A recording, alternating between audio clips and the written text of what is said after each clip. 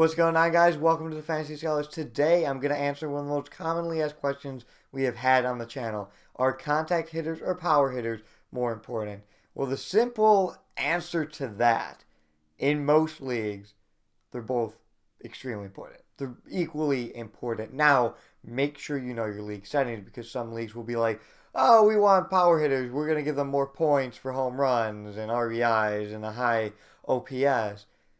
But maybe some leagues are like, oh, we want contact hitters. We want the high average. Most likely, if you're in a league that's kind of starting out, they're probably going to be like, oh, yeah, we really want the power hitters. But in a category league, which is my favorite, and most people do category leagues, I think that's kind of like the most common league to do is categories. So you have home runs, RBIs, average, stolen bases. It's kind of like categorized.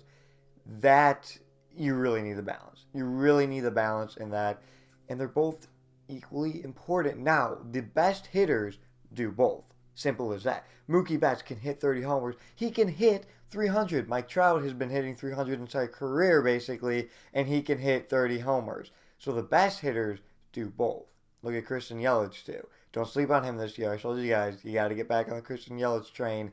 But the best hitters do both. But as you work your way down the draft, you're going to be like, oh boy, we're seeing a guy hitting 230, but he hits 50 homers. That could be Pete Alonso. Or a guy that's hitting 300, maybe he'll get 4 or 2 homers.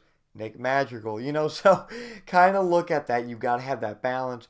Get your stud hitter and be like, oh, he's going to do both for me. But then as you work down the draft, you're like, okay, we got to make sure we have some contact hitters and some power hitters. Now, that is also position heavy. Like, if you look at center fielders, they are typically really good defenders who hit for a high average and may steal some bases.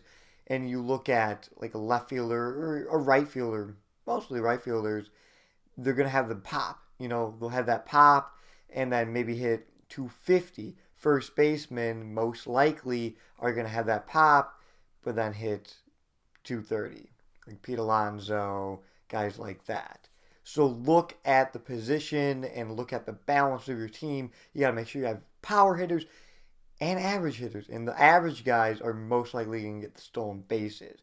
The top guys do both, but you got to have that balance. But make sure you know your league settings. That is crucial, guys.